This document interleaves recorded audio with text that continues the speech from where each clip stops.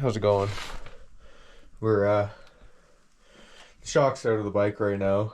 It's at Pro Action getting revalved, but still waiting on the apex head. I figured it would have been here today, or it was supposed to be here Friday. Figured today, but not here yet. So, but BOYESEN Rad Valve, gonna put that in right now while I'm waiting.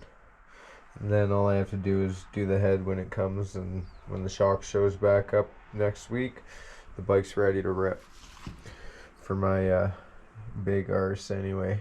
So here I'm going to set the camera down, and I'm going to start getting the subframe off and get ready to take the reeds out and put the BOYESEN reeds in. So yeah. There's no rear shock in it at all right now. Dropped it off the other day.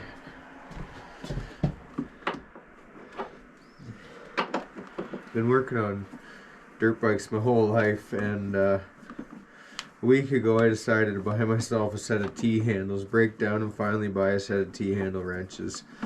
And you know, I was kind of stubborn and just used socket and wrenches. I wish I made the switch to T-handles for dirt bikes a long time ago. Well worth the cost. I mean, I couldn't see myself working on a race truck too much with them, but for dirt bikes, heck yeah, they're perfect. The air boot, I mean, the subframe's just on here to be on here so that nothing gets messed up. So I never even tightened up the air boot clamp from when I took the rear shock off. So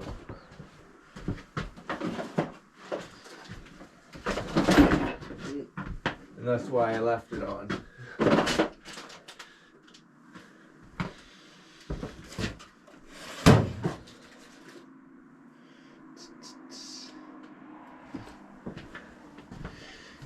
Get the carb out of the way. I know they look like Phillips, but I got myself some nice JIS screwdrivers to use for Japanese bikes. If you ever wonder why you strip screws out with a regular Phillips, because it's not a regular Phillips, it's a JIS.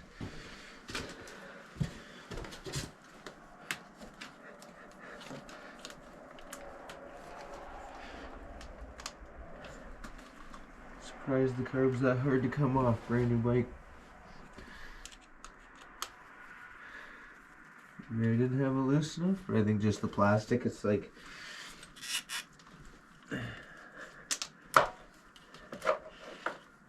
outside's just at freezing temps right now, so I'm sure that has something to do with it. The rubber is stiff.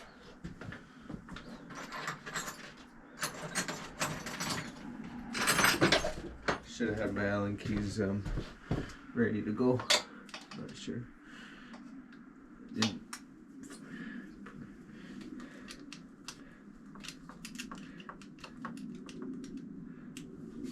Luckily I had the right one out.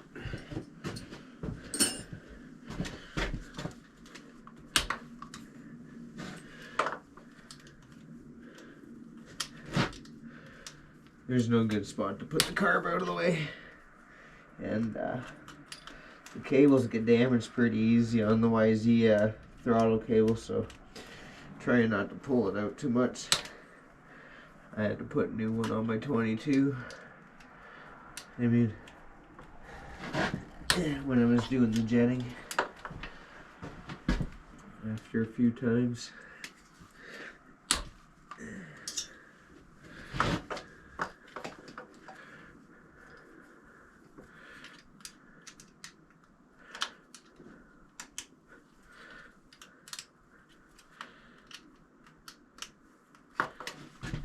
Got them all loose.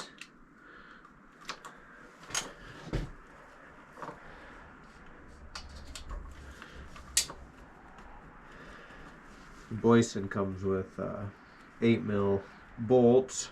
It's a lot thinner of a setup. So this has spacer, reeds, boot, and all it has is the one spot. Like,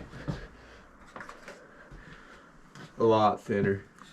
I won't put the spacer back in. I usually take the spacers out anyway, but so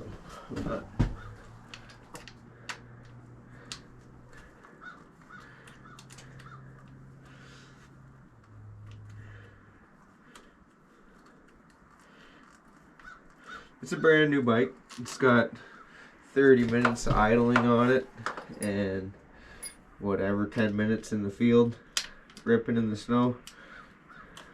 There's nothing wrong with the stock reeds.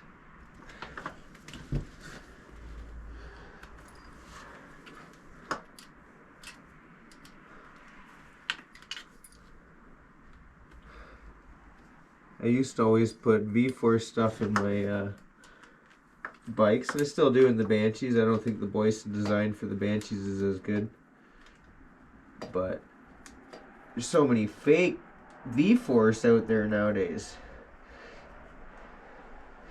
and you can't just tell by the price. Like, there used to be some ways that you could tell that the V4's 3 reed blocks were fake, and the fakes are getting better and better and better.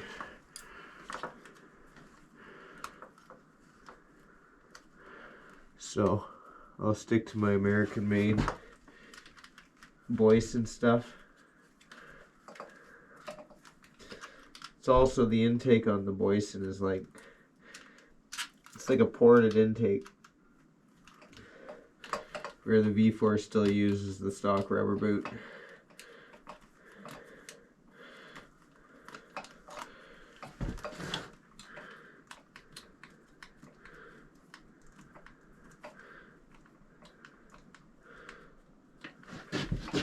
And I mean, the Boyesen one's a billet intake. A little step up from the plastic reed cage that the V4s come with.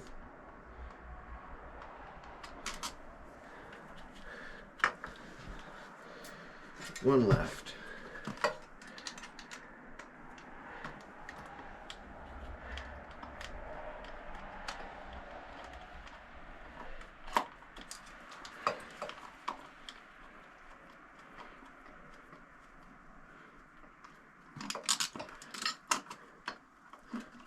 But yeah, brand spanking new bike.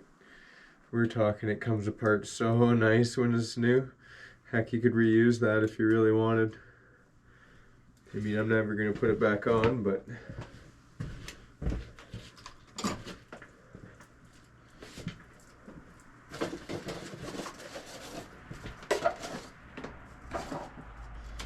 the one thing I like about the Boyesen is it's more efficient. I'm guessing because it's like a ported intake that it's more efficient, so honestly it takes a little bit leaner of a jetting setup. So for example, I said it's a lot thinner. There's the OEM bolt that holds the spacer, the reed block, and the intake on, and there's the little one for the Boyesen Rad Valve. Here, I'll grab the camera and let you in here and have a look. So yeah, brand new bike. Changing parts on a brand new bike. So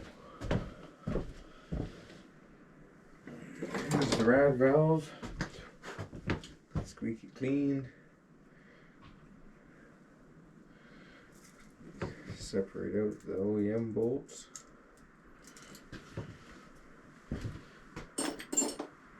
I'd prefer these anyway, the 8mm. Fuck, Allen keys can strip out so easy. Not that they would, these are good hardware, but I'd rather 8mm. So, get it in here without messing up. Having the gasket fall out.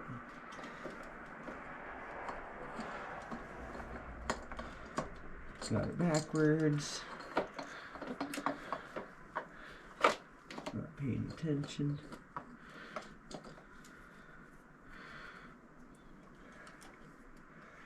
One thing I wish they just CNC or laser etched their symbol on the side. Same thing as the V-Force, little metal decals that after a while they come off.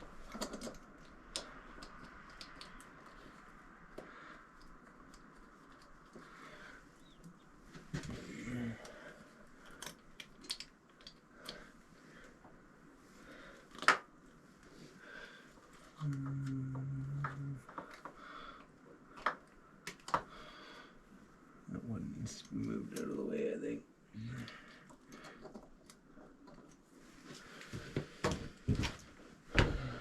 Clamps in the way.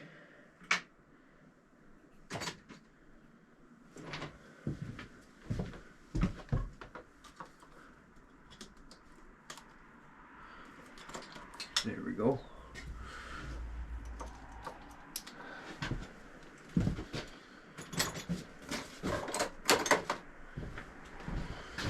Is this turning?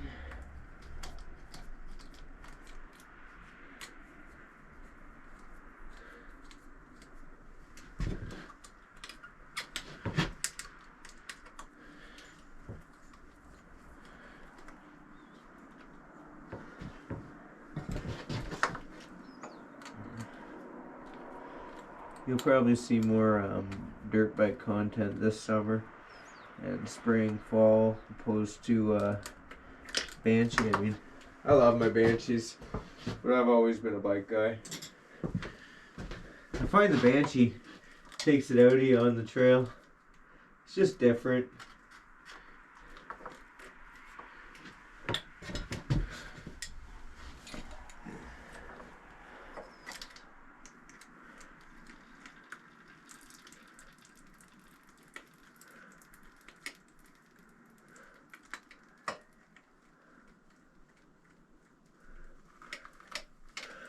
Come on, get started.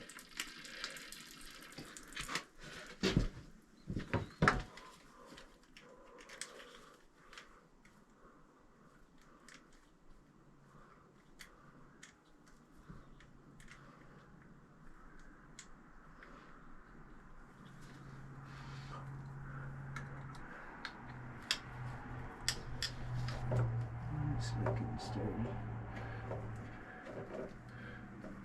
There we go.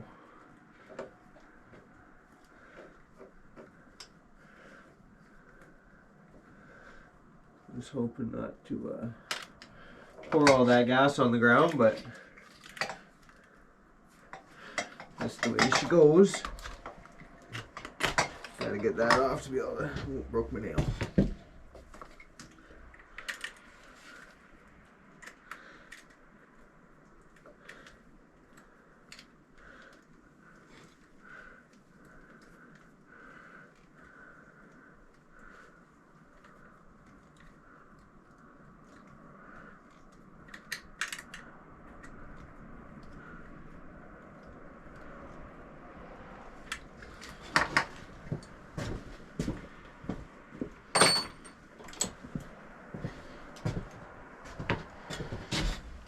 These up.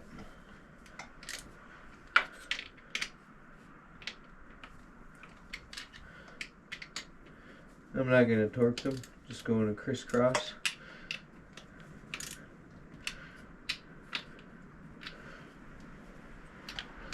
They don't need to be very tight.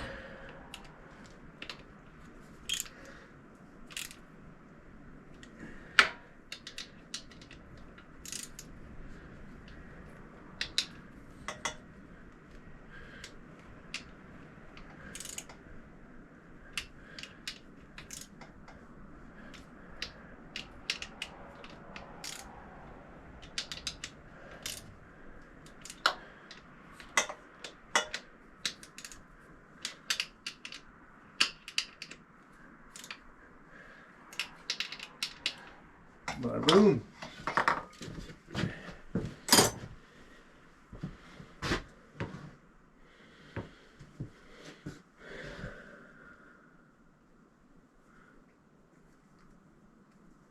feel like I actually want these on going this way. Easier to tighten.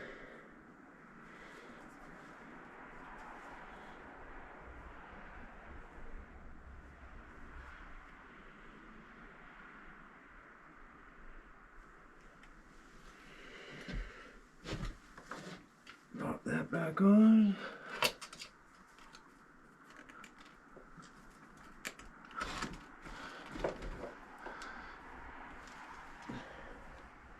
Got a groove to sit in, so it's pretty easy to tell if that's seated all the way.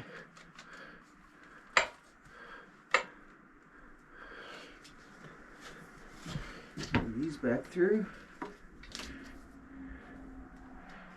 Shit on it. Oh. Just gonna see if they had the slits in them from factory. They do.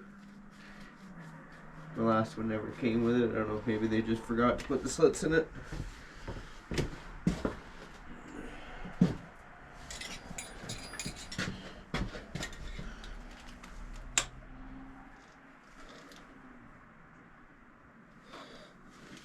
Sure.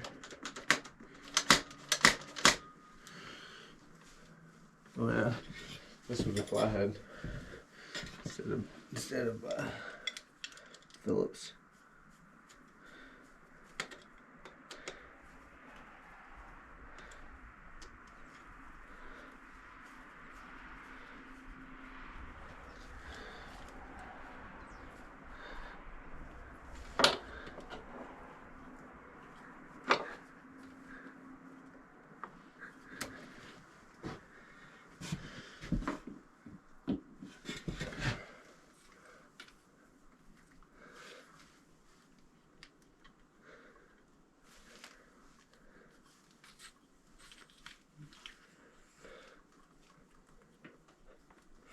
There.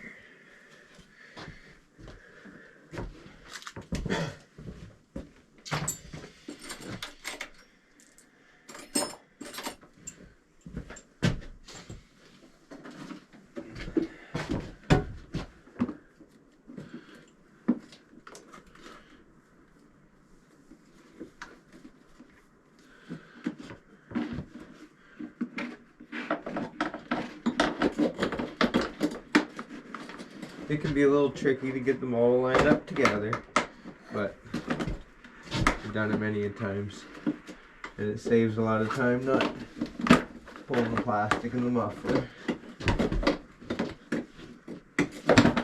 There, that lined up. Plastic is lined up.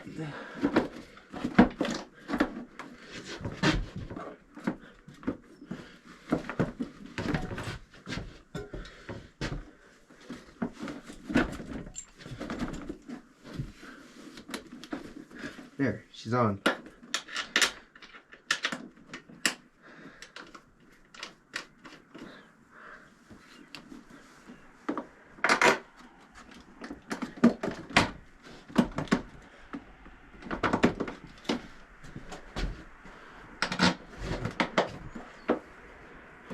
Turn the gas back on.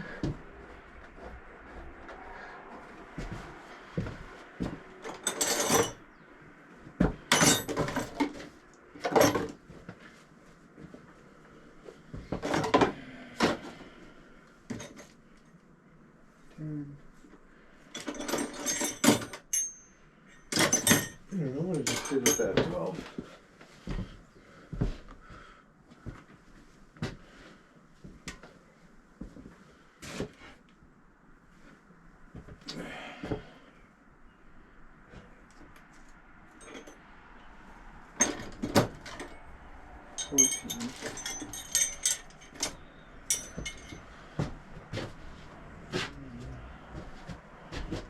I swore I set the 12 mil T-handle right there. Oh, did I set it back there? I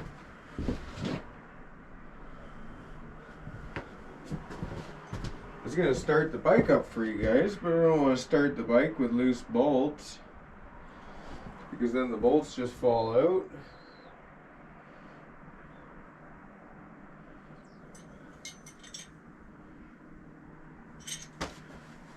Literally just used it.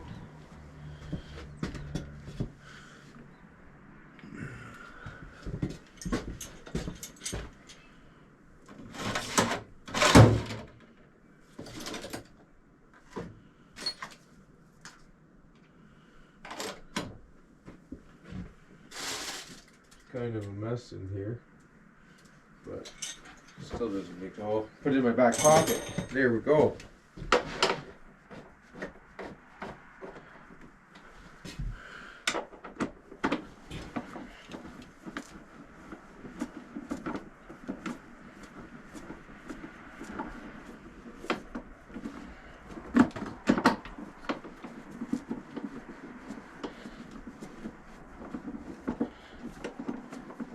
Probably do a video installing the Apex head here sometime this week, maybe on the weekend, but probably be through the week.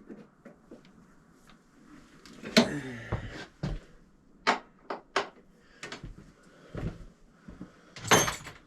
up the boot just so it's tight.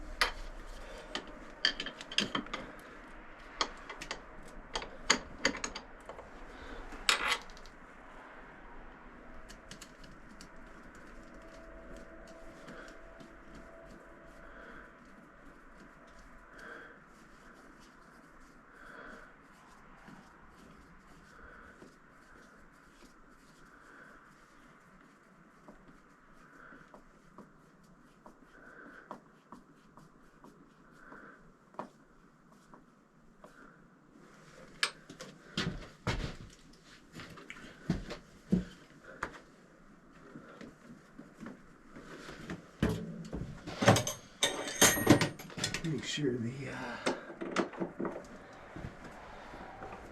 shock bolt don't fall out, because I'm going to fire it up.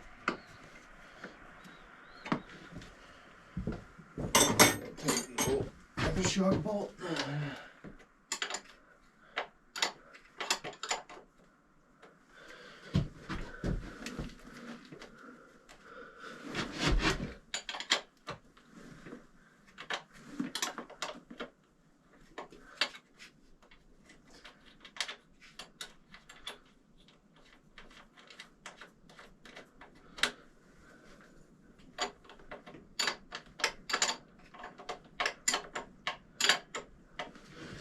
There, no bolts fall out.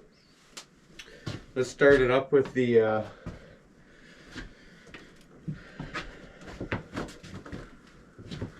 bike sitting on the stand funny. I wouldn't normally care, but when it's got no shock on it, if it falls out, the swing arm flies up, the bike falls. Put the choke on. It is 0 degrees out, freezing. Right at freezing temps, so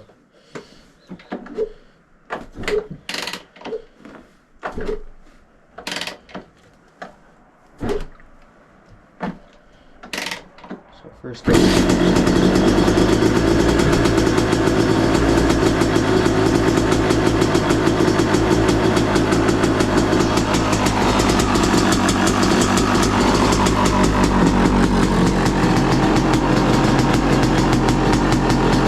it's freezing out, so I don't want to go revving on the bike. It's just idling on its choke.